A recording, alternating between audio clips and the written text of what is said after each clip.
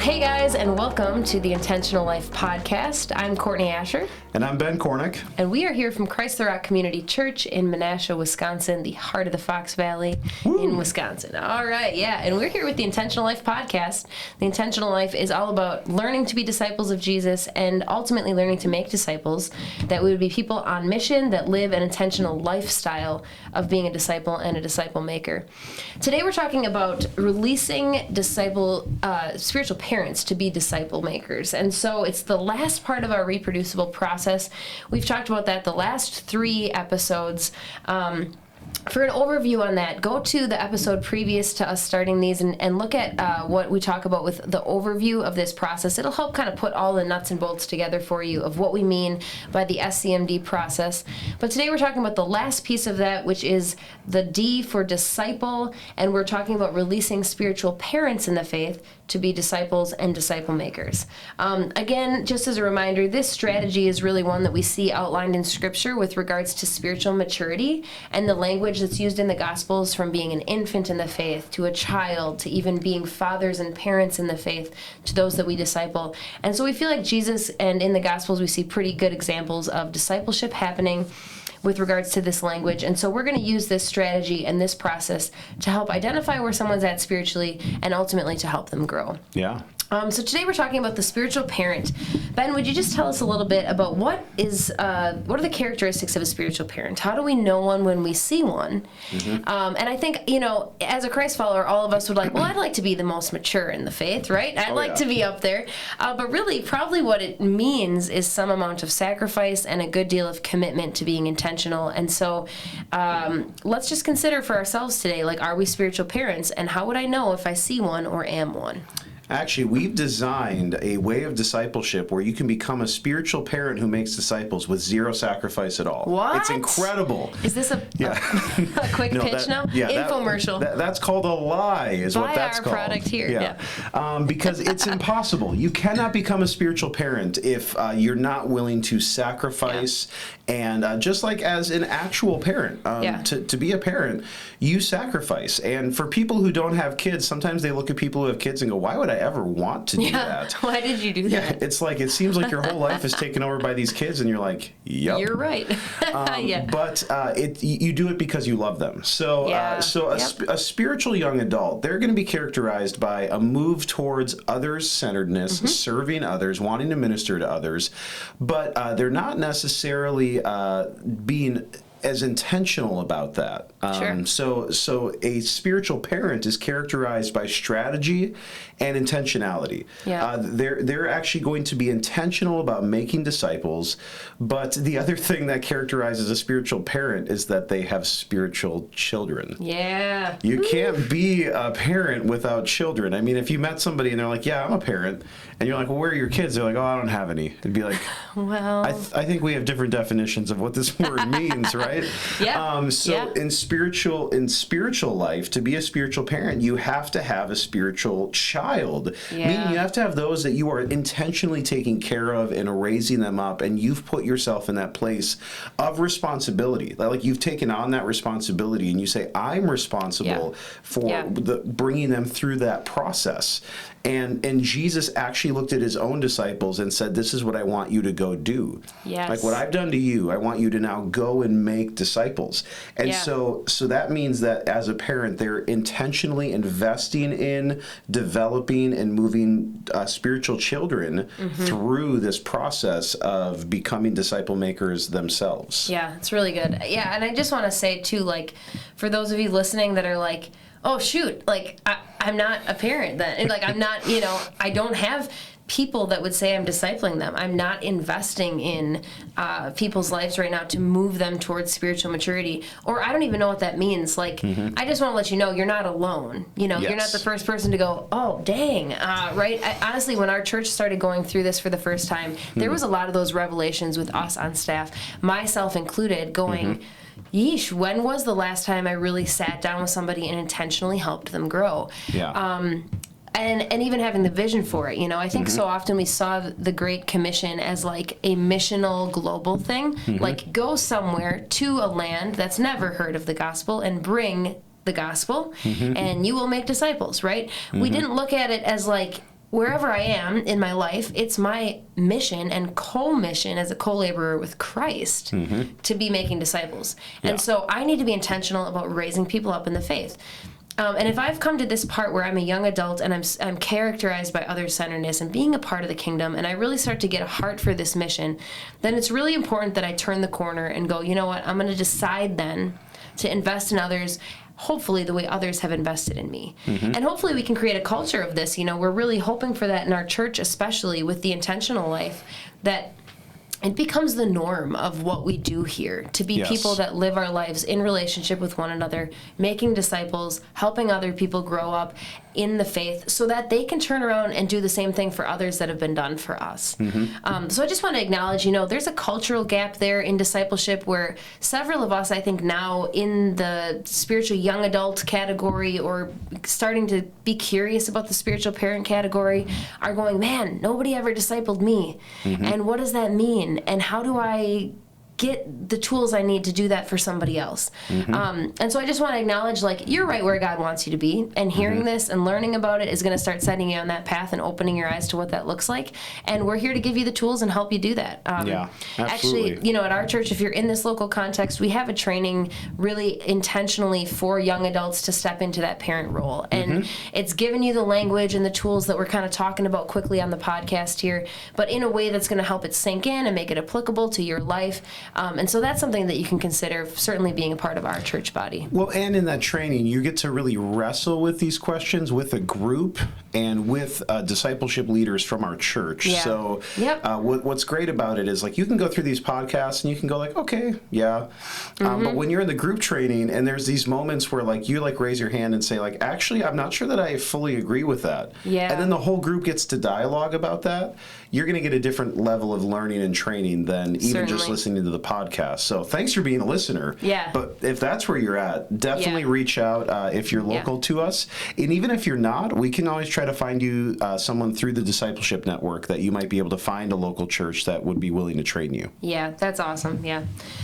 So, you know, the first thing we really want to do with someone who's turning that corner and going, okay, I want to be a parent in the faith, is explaining to them this process. And like we mentioned, that can happen in the trainings that we do. It can happen by listening to our podcast or by going through some of these materials with the RDN network and discipleship.org. But I just want to say, like, we can't be, like, held accountable for what we don't know. And so it's one of those things where it's like, hey, now you know, right? Now you know that really you should be discipling.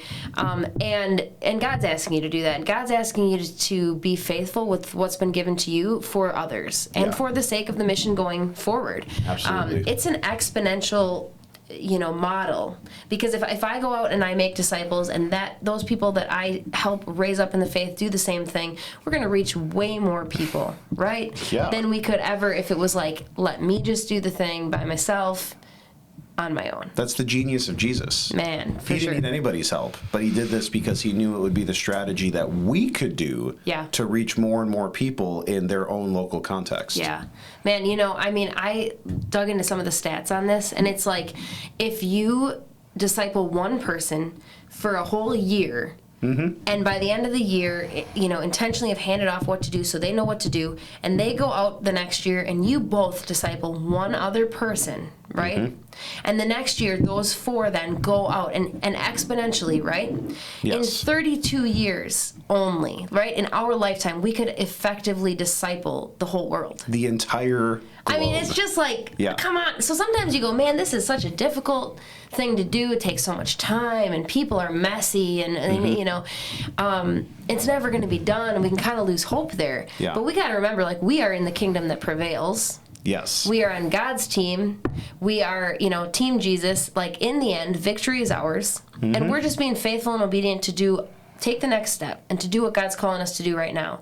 And if we are faithful to disciple, we will actually see the world evangelized and reached for the gospel sooner Yes. You know, I mean, that's just awesome. Well, what's funny about that is we also have this productivity mindset in our culture. Like, let's maximize our efforts. And so, like, in our mind, we go, that's why it's great to fill a room with 1,000 people where someone can preach at them. Yeah. Because then you can get 1,000. Like, and we got 1,000 of them, and then they can go out and. But the problem is they're not actually being discipled in that moment. They are learning, they're being taught. But as we've said in a previous podcast, Paul talked about how you've got 10,000 teachers, but you don't have any fathers. Yeah. Mm-hmm. And so, like, you can be taught all day long, but the process of discipleship requires spiritual parenting, relational, life-on-life discipleship. So the reason this matters is because it doesn't sound exciting to say, well, why don't you just disciple one person this year? Yeah. Yeah. And then next year disciple another one. Because then we're like, well, that's not exciting. Like, or you know, how like, long? we got to expand these groups crazy. Like, it's got to be boom, boom, boom. It's got to explode. And it's like, well, actually, the exponential growth in the kingdom, and I heard someone else say this, that in the kingdom, slow is fast and fast is slow. Meaning that what looks like it's not doing anything at first will all of a sudden become something that everyone's going, how did that happen? Yeah. And a lot of the things that look like they're big and flashy and they're going to produce huge results, those are the exact things that later on everyone's going, what was the fruit from that? We did this huge evangelistic thing. We did this big event and nothing happened. Yeah. And then, but then it's like, well, but actually over here, there's someone who's just discipled 1 and then 2 and then 3 and then 4 people. And out of that movement, now we've got, 762 people who've been discipled. Yeah. And they're going to keep discipling. Yeah. And that all So happened good. in a matter of a couple of years, you know. So it's really cool to It just see shows that. the intentionality of God, because he's so specific to the individual. And there isn't a plan or a program that we can put in place that's going to meet each of us exactly where we're at. Yeah. But he can put a body there, a person that can go, man, this is what you need. Yeah. So it's so Amen cool. to that. So first we want to explain the process. You know, then next with a spiritual parent, we want to release them to disciple, but with help. And so this is kind of, again, one of those models of like, I'm going to explain this to you. I'm going to teach this to you. You've watched me do this. You've been in a relationship with me, watching me disciple others. Now I'm going to let you try, right? And you start discipling someone, and I'm going to watch you and coach you and give you feedback. Yes.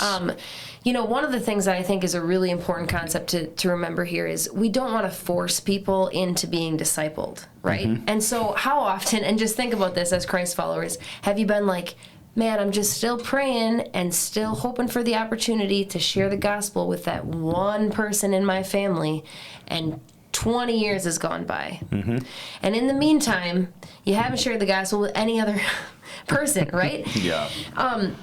God is working at people in their hearts as well. And we can only do our part of this, right? So there's God's part, there's our part, and then there's someone else's part in responding to this. And so, Ben, talk to us a little bit about the kind of person we're looking for to respond to a discipleship invitation. This is a really good question, because when we say this, so for example, if we said to you, you get to disciple one person this year, that almost might feel more anxiety-inducing than saying you get to disciple 30.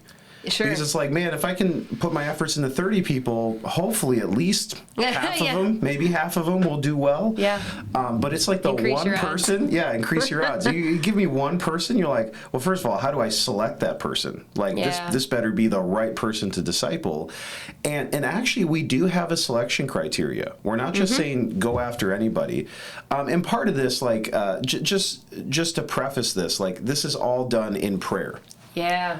Jesus prayed all night long, and then he went and called his disciples. So he heard the Father's voice. He heard the Father's heart, and then he went and found his disciples. Yes. Yep. So we're not just saying just run out there and just find somebody. Yep. So pray about it. But then there's these characteristics we look for in a person. And we have this acronym FAITH, F-A-I-T-H. And this is someone who's faithful, who's available. So the faithful part is, this is someone that if you say, hey, I'm going to need you to be here every Tuesday night at 7 p.m. And when you come, I want you to have read this scripture. Yep. And then every week I'm going to ask you to take on a different assignment within the group. So one week I might ask you to do this, or I might ask you to bring something, or whatever, like that person just goes, okay, I'm willing to do it. And they commit, and then they follow through on their commitment. So even before you invite someone into discipleship relationship, you can just look at at their life and say, are they a faithful person? They follow through on commitments. Then we go to the available portion. Are they available? Sometimes there's people who are excited about the idea of discipleship, and you're excited that they're excited. Yep. And then you're like, okay, so when can we get together? Yeah. And I've had this happen. When can we get together? And like, you'll be like, what about this day? What about that day? What about this time? And they shoot down everything because they're so involved in all this other stuff. And then you're like, well, give me a time that works for you. And they'll be like, in 2.5 months, I've got a Monday afternoon from 3:30 until 5:30 that I can meet. And you're like, what? Are you kidding me? And but they're just not available. Yeah. And so sometimes this also might require for you to ask someone to make availability. Yeah. I mean, Jesus, he had guys who dropped their nets and followed him. Yeah. Like they left their job. Now, I'm not saying you encourage someone like, hey man, your job's really getting in the way of our discipleship group. You better quit. Yep. But if someone's doing all this other stuff, they're serving in all these things, they're involved in all these activities, you might want to say to them, would you be willing to drop one of those so that you can be a part of this discipleship group? Then the I stands for intentional. And so we want to look for people that are wanting to live a more intentional life. Yep. So this is someone who's willing to take those steps to be intentional, and that's why we do the intentional life. We just say, is this someone who's willing to spend time with God daily, be at church, gathering with us weekly, be in a group consistently, and then to go continually, to live on mission continually. So if they're willing to do those 4 things in any measure, then we're looking at that and saying, okay, this is someone who's willing to have intentionality. Then there's the teachable part of this. So the faith acronym, then we get to the T, and that stands for teachable. Is this a person that when they hear someone correct them, do they receive it? It's just as basic as that. Like, because we've all had people that we just try to, like the simplest thing, we just go, hey, the other day when you said this, it was actually a lie. Like you lied to us, and I'm not really angry with you, but that actually kind of hurt what was happening in the moment. And if they get defensive and they're like, no, like you're wrong, it's your own person, like, then you're gonna realize this person's not teachable. Like I'm not trying to say I'm better than them. I'm just trying to say, like, look, here's a brother in Christ trying to point something out, and you're not even willing to listen. That's not a teachable person. And then the H stands for humble. Now, humble and teachable probably are like 2 halves of the same whole in a sense, but this is a person, like, do they walk around with a lot of pride? Do they walk around with like everything's all about them, or are they humble? Are they living life to kind of be available to others, to serve others, to essentially make it not about themselves all the time? So are they filled with pride, or are they filled with humility? And again, we're just looking for some of these characteristics. Like, they don't have to be perfect. No, we're not asking them to be perfect in every one of these areas. We're just saying, if you have somebody who is not faithful, they don't follow through on commitments, they're unavailable, they are not intentional about things, they're not teachable, and they're not humble, I promise you that you are going to have a super hard time discipling them if you can disciple them at all. Even Jesus had people that were not willing to listen to him, and he pretty much said, there's not much I can do with you. And then he moved on to people that he could disciple because they were these characteristics. And with that, I'll say, like, they're not always the likely people that God calls us to disciple either. So you can look at some of these traits and go, okay, in my mind, I'm picturing a business professional, somebody really put together, a go-getter, whatever. And you're like, oh, you want me to go across the street to the elderly lady who lives by herself and invite her into discipleship group, right? So there's the part where it's like, you got to pray about it. You need to feel led by the Spirit. But when you go have that conversation and you go, hey, I'm just extending this invitation. I'm a Christ follower. I'm a disciple of his. I get in the Word together on a weekly basis with a group of people and dive into what it looks like to be a follower of Christ, and then to help raise up other followers of Christ. Is that something you'd be interested in? And this person goes, certainly. When? Please tell me when. What could I bring? Like, where can I start? And you're okay, right? Like, there's somebody that the Spirit's been working on, and they're responding, and they're going, I'm available. Tell me where I need to be and what I need to do, because this sounds great to me. That's why we didn't say look for someone who's professional, look for someone who dresses nicely, look for someone who smells good. Like, we're not saying those things. We're saying these are like characteristics of like who they are and how they're acting and how they respond. And really, as long as that responsiveness is there, you should lean into it. Yeah. And if the Spirit's leading that, you just have to trust, okay, Holy Spirit set this up. And again, yeah, there's people that sometimes when you meet them, you go, oh, this person is going to be like a disciple. And then they're not at all. And there's another person that you never expected, and they show up out of nowhere. Yep. And you're like, I don't know, random person, do you want to be in discipleship? Yeah. And they're like, yes. Yeah. And then that's really? The person that a couple years from now is leading a discipleship group way better than anything you've ever led. And you're like, are you kidding me right now? Exactly. But that's the way it works. That's the way it works. Yeah, it reminds me of the parable of the soils too, where it's what we're doing in group is really getting in the Word together. Yes. And being held accountable to what the Spirit of God is convicting our hearts of in getting in the Word. And it will happen, right? You get in the Word, you get in a community, God is going to convict you of something, and that community then is there to help hold you accountable. The parable of the soils illustrates different examples of how people receive or don't receive the Word. And it's the same thing with discipleship, right? Where sometimes they're like, yeah, I'm really into discipleship, and they're kind of like that second soil where they spring up real quick, and they're like, yeah, I'm into that. What do you need me to do? Where do you need me to be? And then things get difficult, and they're like, actually not in this season. I just don't have time, and they kind of peter out and whatever. Just remember that God is doing this work with you. It's not yours to do alone, but he's preparing people for discipleship. He's preparing them to be discipled by you and to be hearers and doers of the Word that are going to produce a crop. And what I love is that parable says some 30, some 60 times, some 100 times, right? Yes. So then the natural question for me is how do we get to be 100 times? Yeah, how do I be one of those 100 soilers? But that's another, that's another podcast. So yeah. So those are really the things we want you to think through in helping coach somebody in releasing them to be a spiritual parent. And then lastly, we're going to let them do it on their own. We're going to remind them that you got to remain in the Father. You need to abide and, stay connected to the vine, that none of us are done growing because now we're a spiritual parent, but that the journey is for us to continue as we continue on with others. Yes. And I think Paul said it best, imitate me as I imitate Christ. Absolutely. We're pointing people to Jesus, but follow me, and I'm going to help you because I've gone at least a little further than you at this point, right? So they're dependent on God. I think a really huge key of going, man, am I doing this spiritual parent thing, is going, I know how to feed myself, right? So often we get the question of well, what about me?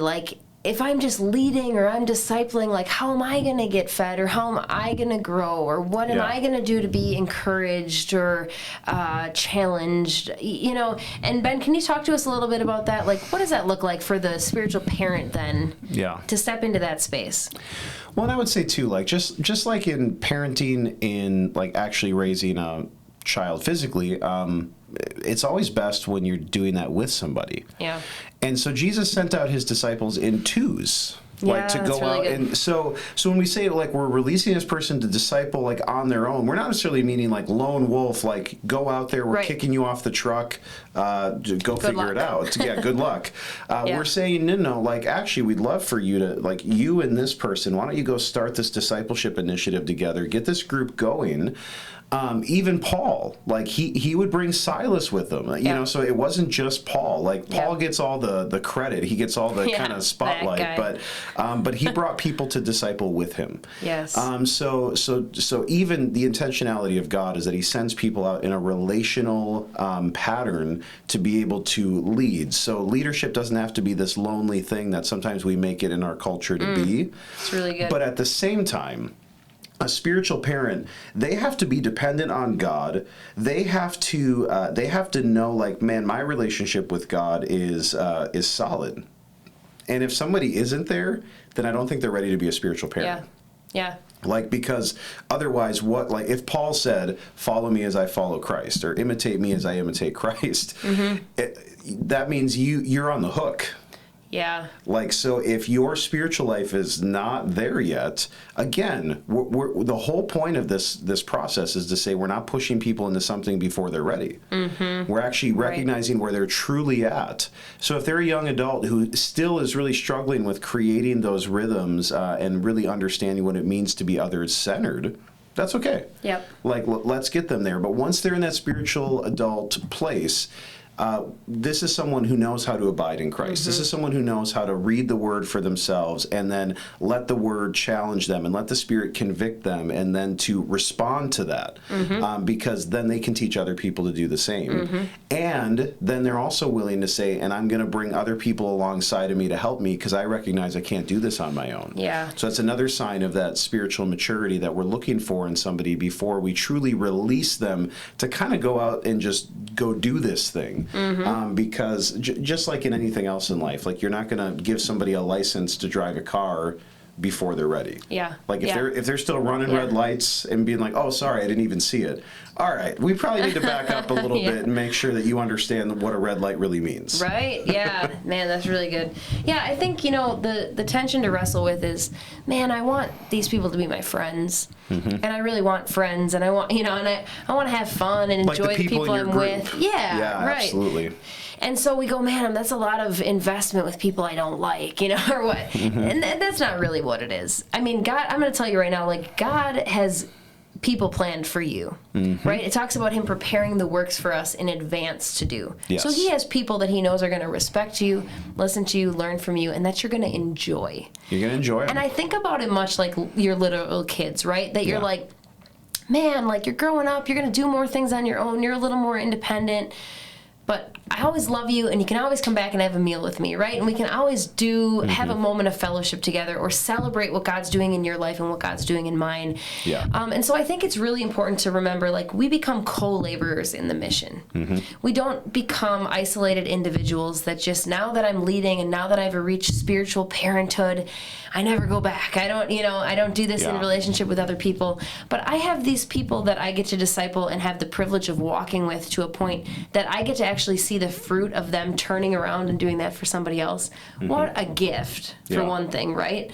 And then you get to stay in relationship with them, but it just looks a little different. Yeah. Maybe they don't have as much of your consistent time. Maybe you're not in group together anymore. But this is the person that it's like you have done life together. So you call them up and you go, man, can I just tell you what God's doing in my group? Yeah. It's super cool. Can I just tell you how God used me in my kids' school the other day? Can I hear what you need prayer for? Because I'm going to spend some time in prayer and I'd love to cover you. Like, we get to do life together. 1 Corinthians says, for we are co-workers in God's service. And then you all are God's field, his building. And so a really cool picture for the church to remember. Like, we're God's harvest, and we get to be co-workers in service to him in living that lifestyle of mission. Yeah. What's interesting for me is that I was pushed into spiritual parenthood, like, when I was a teenager. And in some ways, I'm thankful for some of that, but what I really missed was this aspect of it. The church that I was a part of at that time, it was very, like, missional, but in almost a militant way. Like, we're going to go out and reach people. And so it was like, we don't, are we relational? I don't know, I guess, but we don't really have time for a lot of that. Like, we've got people to reach. Yeah. And just because of some of my own brokenness, like, that was like a mentality that really made sense to me. Like, people have heard me say in sermons sometimes that, like, the idea of God as my father was always a struggle for me because I didn't grow up with a dad around. But God as king and me as a servant, that made a lot of sense. Like, I'm a foot soldier. Sign me up, send me out, I'm ready to go. Yeah, wow. So when I became a spiritual parent, I really didn't have a lot of support. I didn't really have a lot of people checking in on me to say, like, how are you doing? And I think that, like, what I want people to hear is that when we're talking about releasing people into spiritual parenthood, we're not talking about putting you on an ice float and sending you out into the lake and saying, like, good luck, like we said earlier. This is really like, no, I'm with you in this. Yeah. Like, I'm here for you, but you are at a place now where if I keep you in my group, if you just keep coming to my group and just keep on, like, helping out every week, like, we're limiting what God wants to now do in you and through you. Like, you are at a place where now you get to go out. Good. And we're going to find this other person who's going to go out with you, and now you two are going to go out, and now the mission multiplies. Yeah. Now we're truly co-laborers, and I get to watch you go out and do your own thing, and you're not under my leadership anymore, and there's nothing wrong with that. That's actually the goal. Yes. Just like if you meet somebody who they're like, I don't know, 44, and you're like, so what do you do? And they're like, I don't really have a job. I just kind of help my parents out. I live at my parents' house. Like, oh, because your parents are, like, sick and, like, they need your help? Nope.